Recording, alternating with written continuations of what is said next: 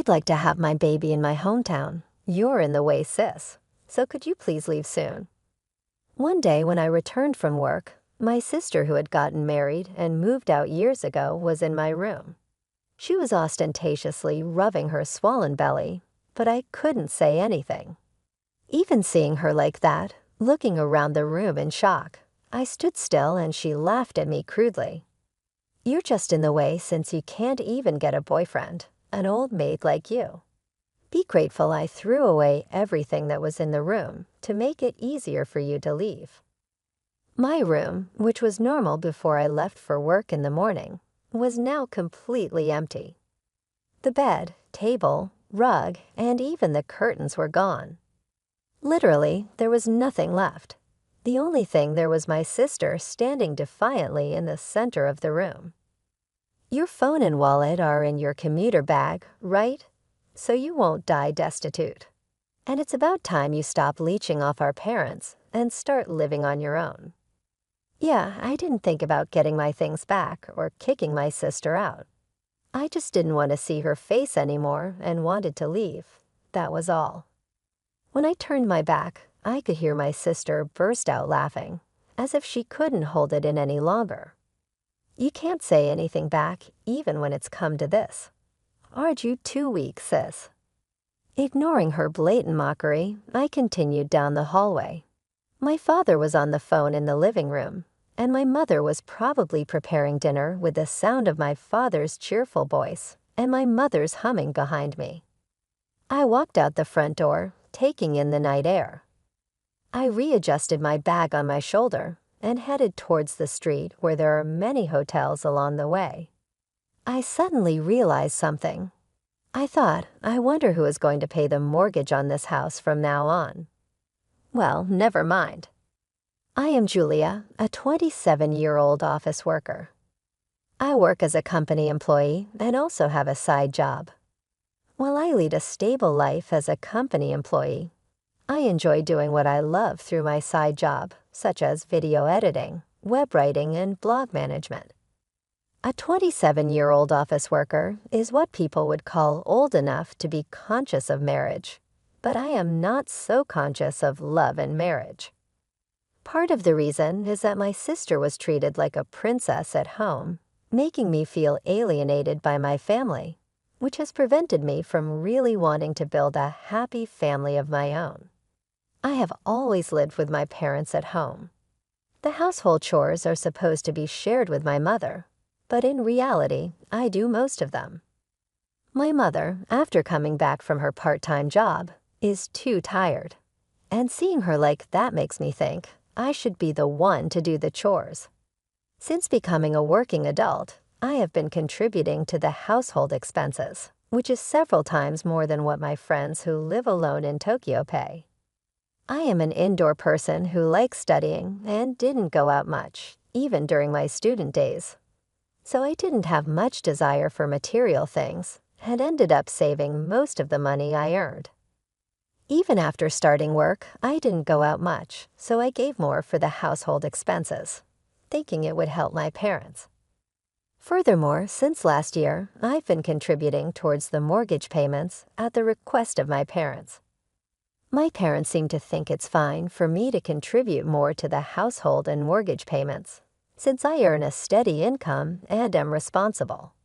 However, I feel they are not very interested in me because their attention has always been on my sister Kristen, who is a year younger than me. Kristen is outgoing and very active. She would always go out somewhere on weekends during her student days. My parents naturally thought her lifestyle required money, so even when she lived at home, they never asked her for contributions towards the mortgage or household expenses. It seems my parents have been conditioned to think that I, the older sister, am low maintenance, while my sister requires more attention. A while ago, my sister moved out to live on her own. Her workplace wasn't far from our parents' home, and when I asked her why she decided to live alone, she said, I wanted to try living by myself. I want to go out at night and be able to invite my boyfriend over. The answer I had imagined was far from reality. I thought it was about wanting to make things easier for my parents or wanting to become independent. On the other hand, I had no intention of leaving my parents' house and thought it was natural to help each other out since we are a family living together, even if it meant contributing a bit more to the living expenses. Then after a while, when I went back home, my sister was waiting for me. "Welcome back, sis. I'm getting married, and I will have a dinner party so both families can meet each other. Can you come to the party?" She mentioned the party would be at a long-established restaurant in LA and said, "Make sure you wear proper clothes, not your usual plain ones. Otherwise, I'll be the one laughed at." Even though she said that I don't own any fancy clothes, I decided to attend in my usual suit. After all, this is the most respectful attire. I have my sister's fiancé seemed sincere and was a very nice young man. He gave a very good impression when he said, "Nice to meet you, sister-in-law. I look forward to getting along."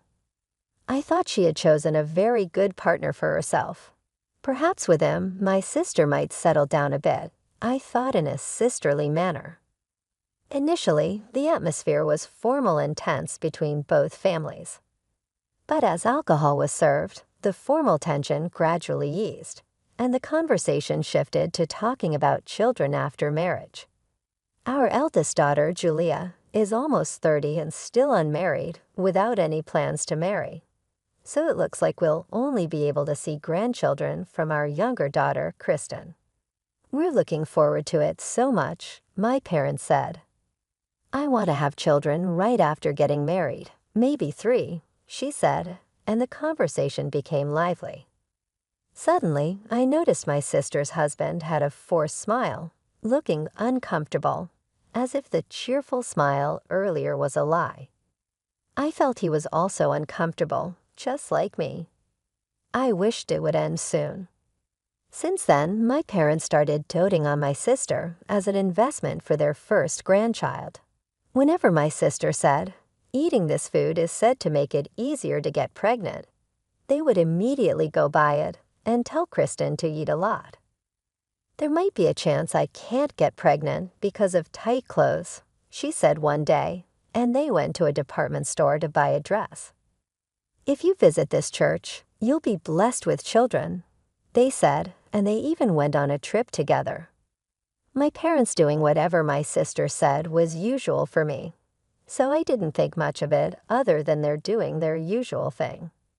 However, one day my sister made a sarcastic remark to me. "Because you won't get married or make an effort to show a grandchild's face, I have to go through all this trouble. Must be nice being carefree and single. Aren't you planning to get married and move out soon? Ah, but with that plain face of yours, no man would come near you. You need a bit more sex appeal. Should I teach you how to do your makeup?" She laughed. I was irritated by her words, but I knew arguing back would only lead to a hysterical fight and make things worse, so I chose to say nothing. My sister has always been confident that she is more loved by our parents than I am, and she often speaks to me in a strong tone. One day, my sister got pregnant.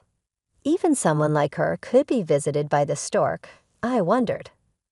If she could truly become a mother, I thought of her husband.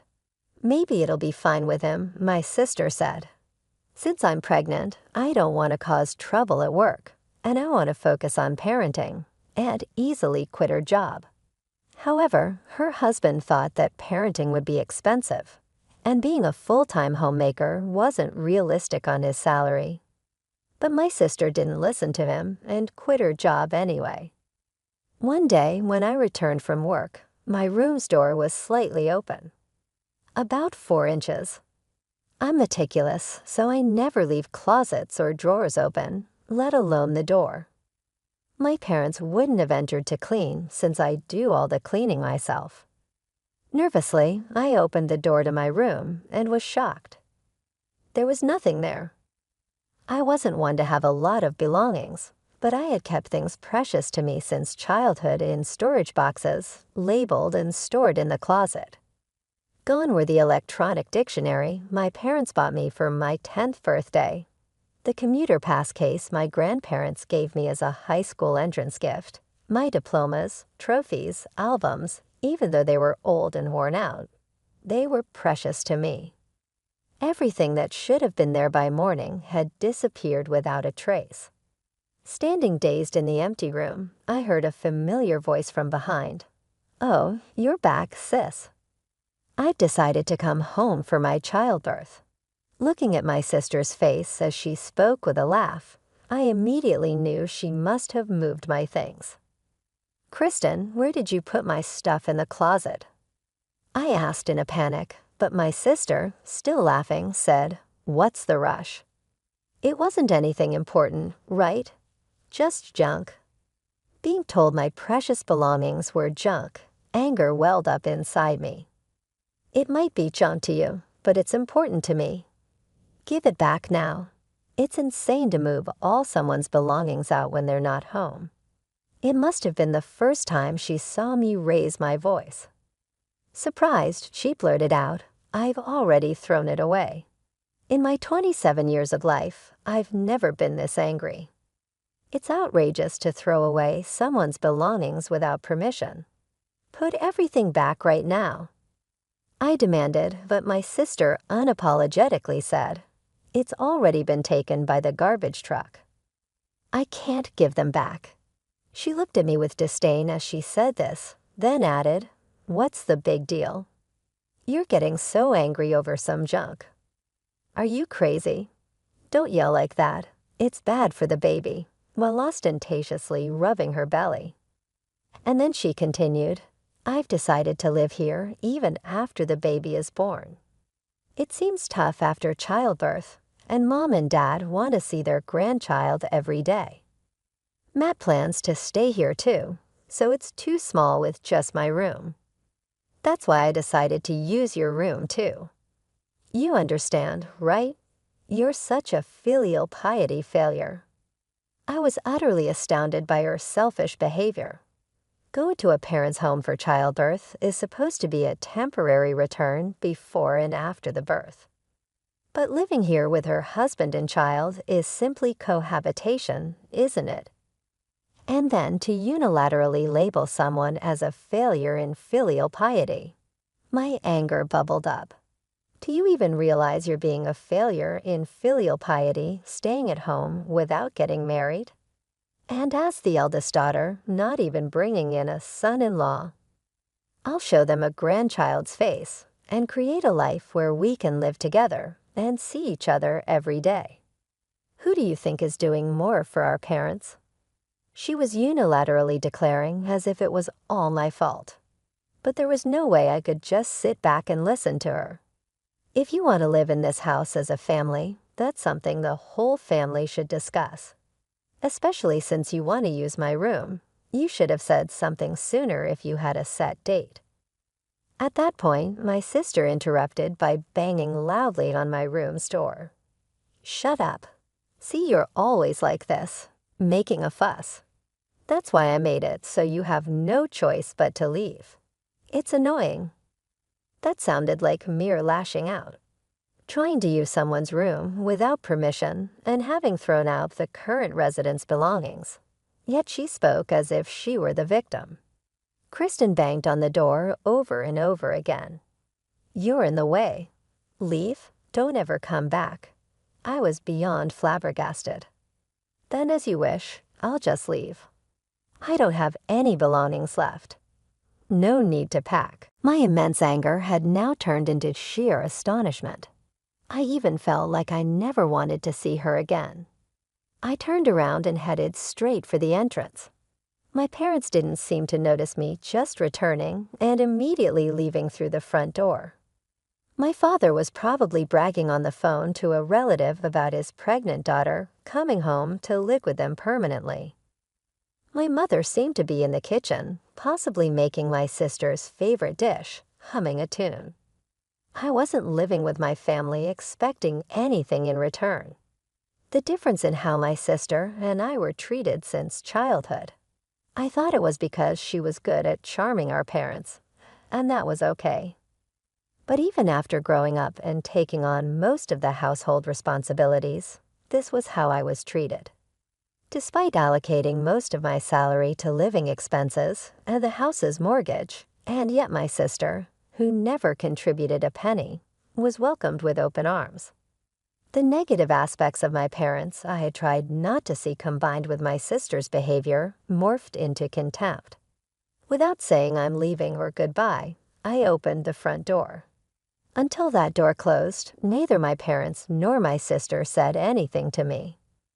Then a week later, at the end of the month, which was payday, I usually would transfer living expenses and the mortgage payment to my father's account. But I didn't make the deposit. Since I don't live there anymore, I don't see why I should pay the mortgage for a house I'm not living in. The housing mortgage was originally taken out by my father, so it was supposed to be planned in such a way that he could repay it comfortably from his income. The household shouldn't become unsustainable just because I stopped making deposits. However, a little while later, I got a call from my mother. Right off the bat, she said, "Julia, we've received a notice for unpaid mortgage." When I checked, there was no money in your father's account. She rattled on before I could even answer, clearly in a panic. "Julia, do you know what has happened? Don't tell me you withdrew it." In contrast to her frantic tone, I answered calmly. All I did was stop making deposits. I didn't withdraw anything. If there's an unpaid mortgage, it means the withdrawal couldn't be made, right? Did you make sure there was enough balance on the withdrawal date? You didn't make a deposit. Why? She sounded genuinely puzzled, so I became just as confused. Because it was agreed that I'd contribute to the living expenses and the mortgage since I was living at home. Once I left, I obviously wouldn't continue to pay, right? I don't live there anymore. It seemed to finally dawn on her as I heard her gasp softly. "So you don't need to pay the living expenses. You're right. But could you still contribute to the mortgage, even living on your own? You should have some leeway, right? Sorry, but I can't. My current rent alone is $5,000. I'm stretched thin as it is, covering my own living costs, let alone paying for a mortgage on a house I'll never return to. $5,000? You're just an ordinary employee. How could you afford such a place?" Hearing my mother's astonished voice, I sighed. "That's the same amount I used to give home every month." Asking such a thing now, it's clear you never really cared about me. If that's the case, I can't discuss money with you any further. I'm not your personal ATM. I could hear my mother whimpering over the phone. No, she repeated, her voice thinner than I had ever heard. I felt no pity. A month had passed since I left quietly, yet there was no concern over my well-being. But the mortgage, the living expenses, my rent, only money. It painfully highlighted that their interest was not in me, but in my money.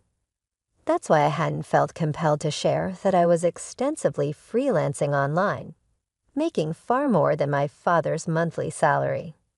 The house mortgage still has 15 years left, so I was depositing $5,000 every month, including savings.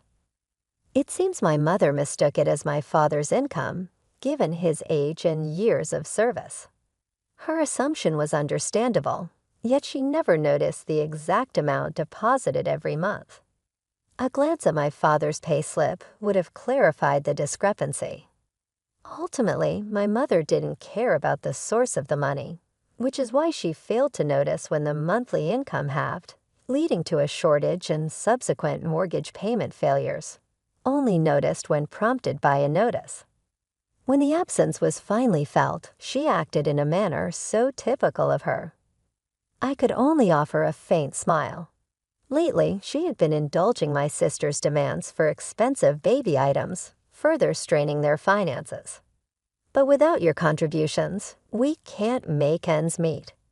Could you send some money as remittance? I've told you I can't. Why don't you ask Kristen to contribute a bit for living expenses? If that's not enough, maybe you should increase your part-time work. As I conveyed this, my mother's shriek pierced my ears. Kristen just had a baby. How can I work more and leave her alone with the baby? Are you suggesting Kristen should work too? How could you say such awful things? I clarified, that's not what I meant. If Kristen and Matt as a couple are going to live at Mom and Dad's house, then they should be contributing some amount towards the living expenses. I did the same, didn't I? And isn't Matt still working, yet you're planning to live together without contributing anything? After calmly responding to avoid provoking my mother, silence followed. Staying there just temporarily might be fine, but Kristen said she plans to live there forever, and Dad seems to think the same. So it would be better for everyone living together from now on to discuss how to handle finances and share the burden. I've already left the house, so I can't be part of that discussion. Waiting a bit for a response that never came, then I'm going to hang up now. I don't plan on contacting you guys anymore, so after I hang up, I'll block you, Dad, and Kristen's numbers.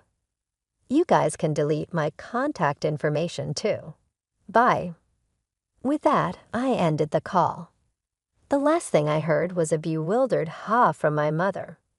Before another call from my mother could come in, I quickly navigated my phone to block all three of them. After completing the settings, I took several deep breaths and moved closer to the living room window. From this 25th floor apartment, I couldn't see people outside without looking down. After leaving my family home, I moved into what's known as a high-rise apartment. In fact, my side income had significantly increased, allowing me to save in the tens of thousands every month, even after transferring $5,000 to my family. Remembering my mother, who would spend whatever money she had, I felt relieved I hadn't suggested using my savings to pay off the mortgage in full. After all, my parents wanted me out. Kristen, being heavily pregnant, couldn't possibly have moved my bed and table on her own. Someone definitely helped her. While it might have been Matt, I would like to think he wouldn't partake in moving all belongings from a lived-in room. Either way, such a significant move would have been noticed by my parents. I was the only one who went out for work today, and they were home all day, yet they said nothing when I returned and ignored me even as I was leaving. Whether they were persuaded by Kristen or not, it was clear my parents had a part in wanting me out. Feeling this betrayal, I decided then to give up everything and leave the house. Had I paid off the mortgage in full, the three of them would have lived comfortably in a spacious home. I could not allow that to happen, so I chose the high-rise apartment for my new home. I remember when we used to gather around the TV as a family, dreaming about living in such a place. My decision to live in a high-rise apartment out of spite turned out to be far more comfortable than expected. My chosen furniture, a space undisturbed by anyone, and the freedom to live off my earnings brought me immense satisfaction. Making my potentially struggling mother believe I was living in a luxurious home felt exhilarating. I may have bragged a bit too much about paying $5,000 in rent, but my mother never noticed. Moreover, getting along well with my neighbors on the same and adjacent floors was a delight. Contrary to my expectations of encountering boastful conversations about income or car ownership, everyone was humble, making for a pleasant living environment. 3 months later, my peaceful life was disrupted as I left the office. Kristen approached me from behind. "Sis, there's something I need to talk to you." Her lips trembled as she spoke, her appearance rougher than a year ago, likely due to childbirth and parenting, yet her charm remained, drawing attention from my colleagues and employees from other companies as they passed by. "Sorry, but I have plans afterward." "If it's about the house, talk to Mom." I attempted to gently remove Kristen's hand. Her eyes began to well up with tears, on the verge of crying, drawing some cold stares from the people around. It would be troublesome to be seen as heartless for rejecting her harshly in public. Reluctantly, I faced Kristen and suggested heading to a cafe near the station, to which she happily agreed. Actually, I've been having an affair. Matt found out, and now he wants a divorce. This was the statement she blurted out the moment we sat down in the cafe. It felt like something out of a drama. He had the baby's DNA tested without my knowledge. It turns out Matt isn't the father. He's furious and talking about divorce. Kristen spoke in a hushed tone, aware of the sensitivity of the topic. I didn't understand all he said, but he's refusing to give us any money, insisting on suing for compensation. You're wealthy, right? Please do something. Perhaps this is what it means to be utterly speechless. My sister cheated, so it's natural she would be sued for compensation. And of course, no one would want to pay child support for a child that isn't theirs. I couldn't comprehend the nerve of my sister coming to me for a solution. Why don't you ask the person you cheated with to pay the compensation to you? I suggested. I can't do that. It was just a fling because I found him attractive. After a few dates and finding out about the baby, I cut ties, she replied. I thought Matt would forgive me. It seemed she underestimated her own husband to a remarkable extent.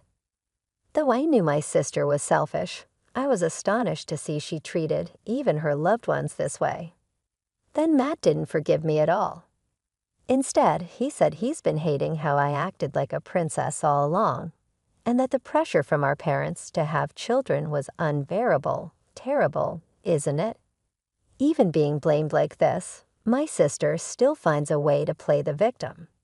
I can't pay the compensation, and Mom and Dad say they have no money. So you have to pay it. Julia, she naively assumed it was a given that I would pay, just like she thought it was okay to throw out all my belongings, labeling them junk. I was profoundly disgusted by her sense of entitlement, that someone would always bail her out. Without hiding my revulsion, I stood up to leave, and Kristen quickly turned pale, grabbing my hand with both of hers. I understand. I'll apologize.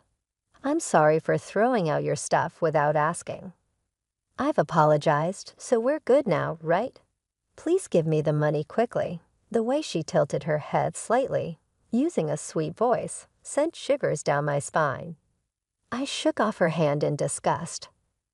Are you stupid? Why should I pay for the consequences of your affair? It doesn't matter if we're sisters. I hate you. I despise you as a person. I wouldn't help you even if you begged. With that, I left the money for the coffee, which hadn't yet been served, on the table and headed for the exit, ignoring Kristen's dramatically loud crying, trying to attract attention and guilt me into returning. I informed the staff that I left the payment on the table and walked out. She probably thought her tears would make me reconsider. No matter how loudly she cried or called out for her sister in a tragic voice, I ignored her and walked away. When I saw her standing up and heading towards me, I hurried to a crowded area, not stopping to see what she might do next. After about an hour of dodging through convenience stores, bookstores, and the shopping mall around the station, and seeing no sign of Kristen, I finally let out a deep breath and headed home. Reaching my 25th floor apartment, I quickly unlocked the door and slid inside, locking it behind me. Then the intercom rang. My intercom rarely rings. I don't use delivery services much, and my neighbors usually call to make an appointment if they need something. In this apartment, where solicitors are scarce, the chime ringing at such a time made my heart race. The intercom rang once, then again, with the intervals between rings getting shorter. It sounded like someone was pressing the button repeatedly, making me brace myself. The intercom monitor was pitch black. Thinking it might be malfunctioning, I leaned in closer, only to realize that the darkness was actually someone's pupils, causing me to instinctively swat it away. In doing so, I accidentally pressed the answer button, and immediately the voice I had been hearing echoed through. "Just pay up, you ugly ah. It's my sister." Anger surged through me more than fear. I thought I had escaped, but she had found out where I live. Peering into the intercom like a scene from a horror movie, I remained silent as her insults escalated from demanding compensation for her divorce to now demanding $1 million for the trouble she caused me. Eventually demanding my apartment, I was at a loss for words, unsure where to even begin addressing her delusions. I silently picked up the phone and called the security desk on the first floor. Even as I was on the call, through the monitor, I saw Kristen being escorted away. I confirmed that it was indeed my sister and requested that they do not let her through, apologizing repeatedly for the inconvenience while still on the phone. In the end, Kristen never pressed my apartment's intercom again. The security personnel must have handled the situation properly. From what I heard from neighbors near my family home, the house was put up for sale. Kristen and Matt continued their dispute to the point of considering a lawsuit, each unwilling to give in. However, as Kristen was clearly in the wrong, she eventually conceded once she realized the legal fees would also be included in the compensation. Ultimately, she agreed to pay Matt the amount of compensation he desired. It seems Matt submitted DNA test results to the court, proving there was no biological relation between the child and Matt, thus relieving him of any child support obligations. Kristen apparently had no savings at all, leaving the compensation payments to our parents. But due to continuous defaults on the mortgage payments, the bank foreclosed on the house. With no way to cover the mortgage due to wasteful spending and taking on Kristen's compensation, my parents were forced to sell the house and use the proceeds to pay off the mortgage. Now the family home has been sold, and the four of them have moved to a cheaper apartment nearby. Despite my father's income being sufficient for a modest living, the sudden drop in their standard of living caused stress and tension among them all. Moreover, my father's salary would almost bottom out within a few days of being deposited because they would never forget what life was like when I was transferring money to them. Eventually, my mother continued her part-time job, and Kristen somehow managed to find employment again. Despite using childcare services, being caught between work, childcare, and household duties has taken a toll on her. Barely a year after giving birth, the only consolation is that Kristen's child is growing up healthy. However, I doubt they can raise her without worries. So I've had a neighbor pass on some flyers about childcare support to them, meddling though it may be on my end. My consistent dedication since joining the company as a fresh graduate was recognized, and I was promoted. I am now leading a new project as a group leader. My side business is also thriving with a steady increase in income. One of my side jobs, writing a serialized article as a web writer, was so well received that it was published as a book. The knowledge I acquired and shared is not commonly found on the internet, leading to its popularity and becoming a bestseller. This success has positively impacted my other side ventures, creating a virtuous cycle of growth. Embarking on new challenges, feeling just the right amount of tiredness, and returning to my comfortable home each day brings me true happiness.